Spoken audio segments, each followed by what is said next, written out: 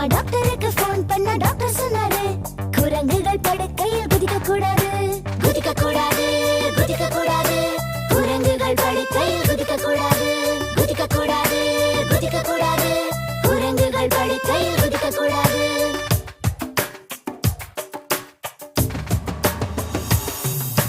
நாங்க சின்ன குரங்குகள் படுக்கையில் குதித்தது ஒண்ணு கீழே விழுந்து அடிபட்டுச்சு. அம்மா டாக்டருக்கு போன் பண்ண டாக்டர் சொன்னாரு